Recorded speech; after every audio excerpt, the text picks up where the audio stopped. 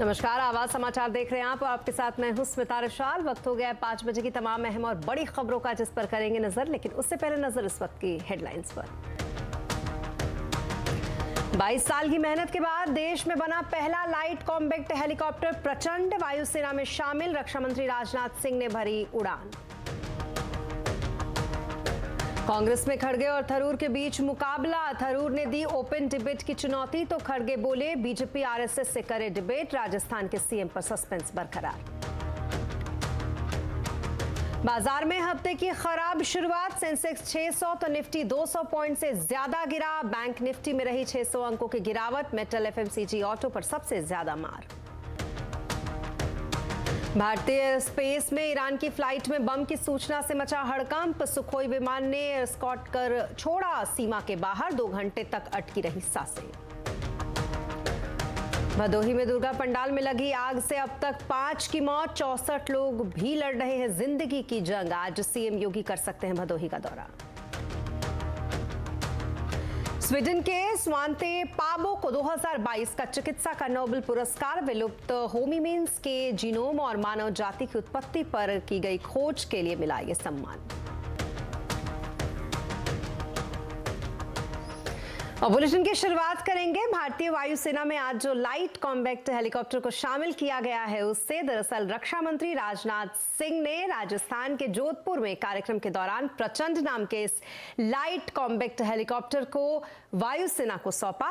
इस दौरान खुद राजनाथ सिंह ने जोधपुर एयरबेस पर इस लड़ाकू हेलीकॉप्टर प्रचंड से उड़ान भरी। तो वहीं इस मौके पर इस हेलीकॉप्टर के प्रेरण का समारोह भी रखा गया, जिसको धर्म प्रार्थना भी कहा गया, जिसमें इंडियन एयरफोर्स प्रमुख air chief marshal VR Chaudhari भी मौजूद रहे। आपको बता दें कि भारतीय वायुसेना को प्रचंड के रूप में स्वदेशी ताकत मिली है। भारतीय वायुसेना में युद्ध कौशल को बढ़ावा देने के लिए देश में विकसित इस हल्के लड़ाकू हेलीकॉप्टर को ये पहले जत्थे को शामिल किया गया है। पहले जत्थे में भारतीय वायुसेना को 10 हेलीकॉप्टर्स मिले हैं। तो वहीं इस मौके पर रक्षा मंत्री राजनाथ सिंह ने कहा कि प्रचंड इस शब्द को परिभाषित करने की जरूरत नहीं है। यह कारगिल से लेकर कन्याकुमारी तक किसी भी टेरेन में फ्लाई कर सकता है, कहीं भी फ्लाई कर सकता है। रात को भी फ्लाई कर सकता है, दिन में भी फ्लाई कर सकता है, वर्षा हो रही हो तब भी यह फ्लाई कर सकता है।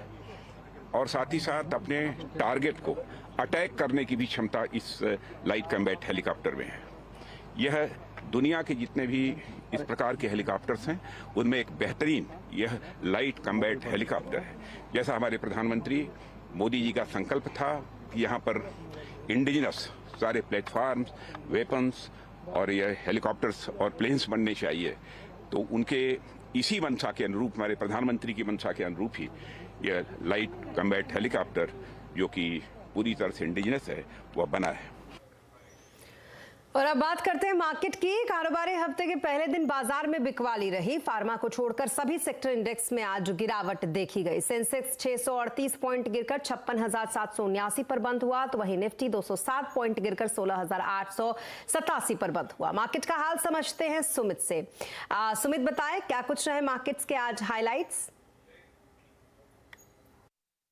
देखिए, तो वीक ग्लोबल क्यूज के दम पर आज हफ्ते के पहले कारोबारी सत्र में भारतीय बाजारों में प्रेशर आता हुआ दिखाई पड़ा।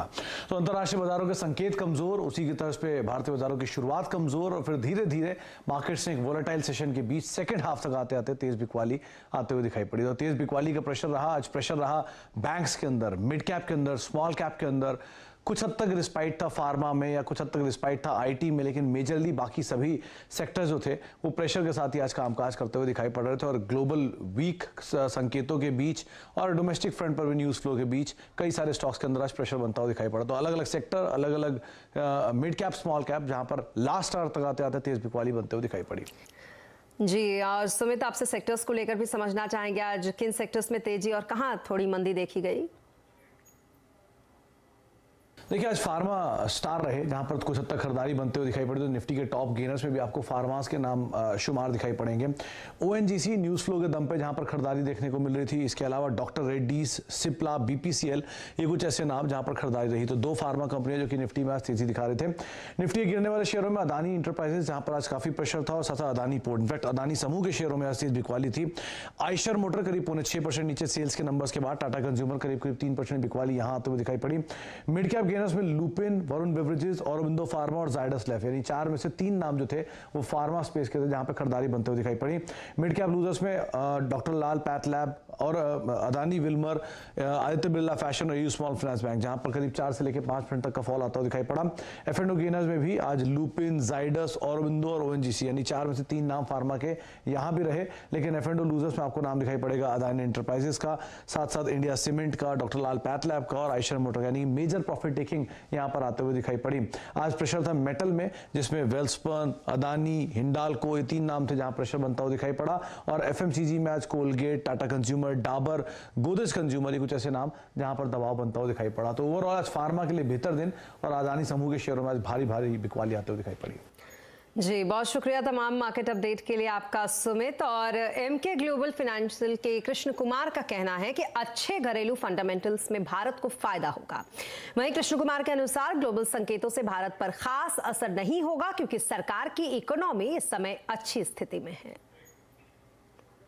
मुझे लग रहा है कि FPI की सेलिंग रहेगी, वॉलेटिलिटी रहेगी, पर अपने डोमेस्टिक फंडामेंटल्स बहुत स्ट्रांग है। जैसे कि RBI ने भी कहा कि ये साल 7% GDP ग्रोथ रहेगा। तो मुझे बताइए कि वर्ल्ड में कितनी ऐसी कंट्रीज है, इतनी साइज की कंट्रीज है जिनकी इतनी स्ट्रांग GDP ग्रोथ है।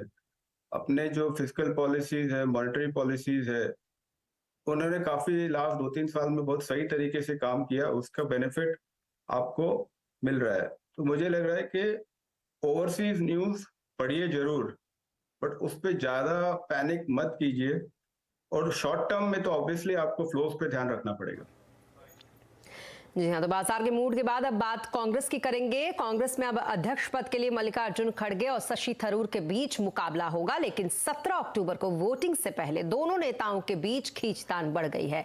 थरूर ने खड़गे को ओपन डिबेट करने की चुनौती दी। थरूर ने खड़गे पर तंज कसते हुए कहा कि उनके जैसे नेता कांग्रेस में बदलाव नहीं ला सकते। खड़गे भी पीछे नहीं रहे। उन्होंने कहा कि थरूर को बीजेपी और RSS से डिबेट करनी चाहिए। ये चुनाव होगी पार्टी के, मैं सिर्फ ये कहूँगा कि इसमें ना कोई दुश्मनी है, ना ये कोई युद्ध है या कोई जंग है। हम दोनों शत्रु नहीं हैं, हम दोनों सहयोगी हैं पार्टी के अंदर।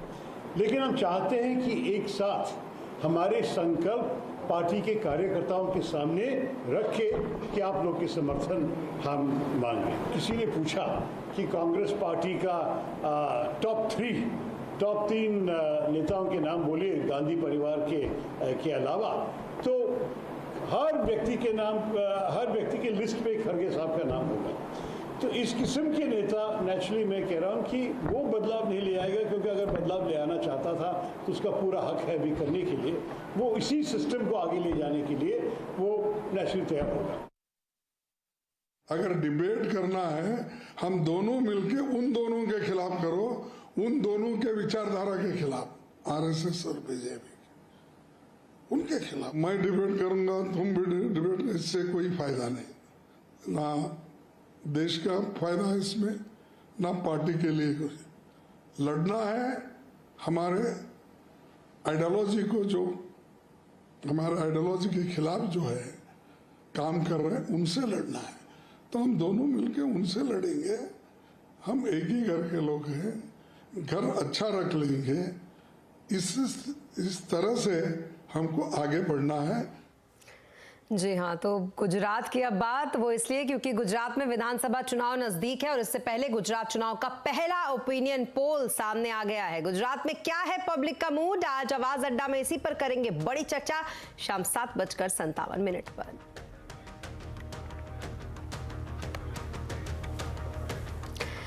और अब बात टेलीकॉम रेगुलेटरी ट्राई। उपभोक्ताओं के लिए KYC को लेकर ट्राई जल्द ही कंसल्टेशन पेपर जारी करेगा। ट्राई चेयरमैन PD वघेला ने आज आवाज के साथ खास बातचीत में कहा कि व्हाट्सएप और टेलीग्राम पर भी रेगुलेशन होगा। साथ ही डाटा सेंटर को लेकर 10 से 15 दिनों में सिफारिशें जारी हो जाएंगी। इंडिया मोबाइल कांग्रेस में ट्राई चेयरमैन से एक्सक्लूसिव बातचीत की हमारे संवाददाता असीम मनचंदा ने।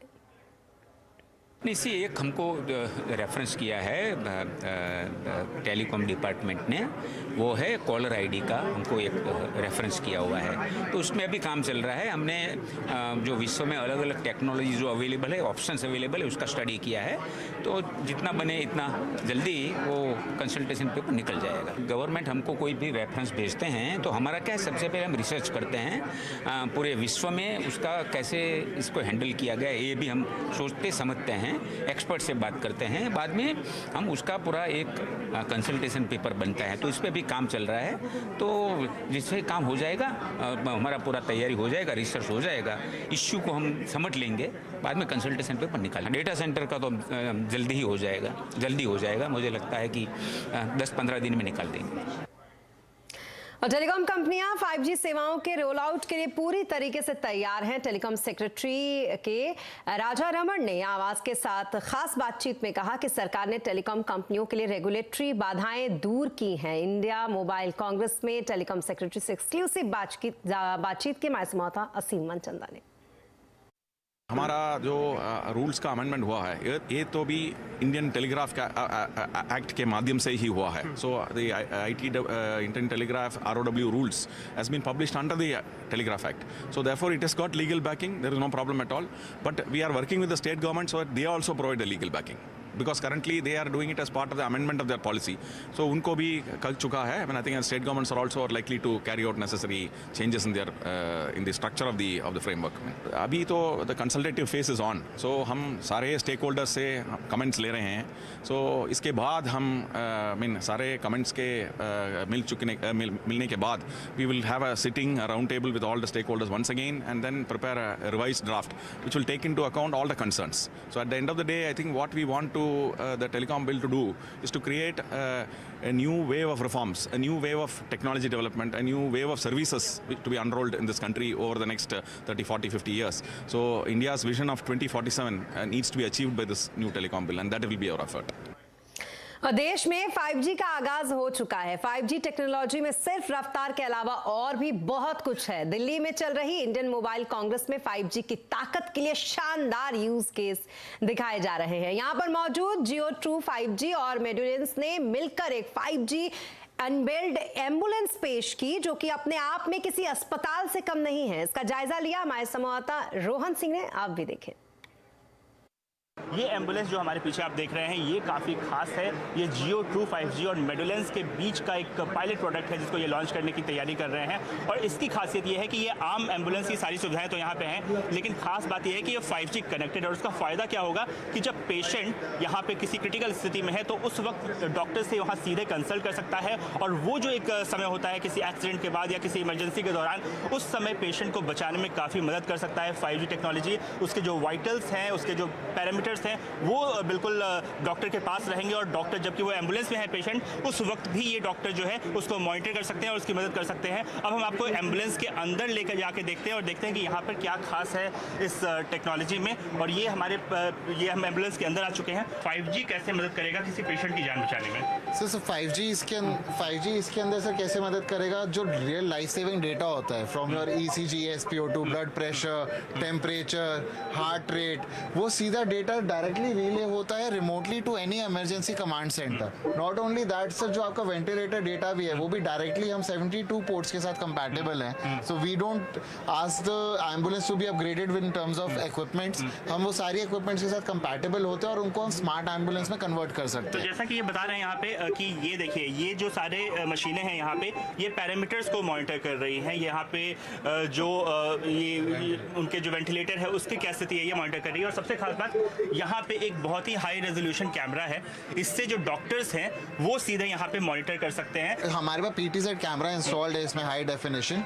तो ये पूरा कंट्रोल डॉक्टर के पास रहता है। डॉक्टर इसको मूव कर सकता है, फोकस कर सकता है, जूम कर सकता है पेशेंट के वुंड के ऊपर, और पैरामेडिक को लाइवली बता सकता है कि क्या है। उधर noise cancellation mic plus speaker लगा हुआ है जिसके अंदर हम एक्स्ट्रा आवाज वगैरह जो ट्रैफिक की, रोड वगैरह की आती है वो भी हम कैंसिल कर देते हैं। तो इसके अंदर क्या होता है सर, जब भी एक हॉस्पिटल एक डॉक्टर जो बैठा हुआ है वो एक पेशेंट को इतना बेटर केयर दे सकता है जो कि पॉसिबल नहीं है सिर्फ एक पैरामेडिक के साथ। तो जैसा कि ये बता रहे हैं कि ये कहने को तो एम्बुलेंस है, लेकिन असल में ये एक तरह का मिनी हॉस्पिटल है। यहाँ सारी सुविधाएं हैं, अगर इमरजेंसी में कोई पेशेंट है तो उसकी मदद करने के लिए, और ये सब संभव हो सका है 5G टेक्नोलॉजी की वजह से। और यहाँ ये और ऐसे कई सारे प्रोडक्ट यहाँ पे डिस्प्ले में हैं। कैमरामैन नरेश के साथ रोहन सिंह, दिल्ली।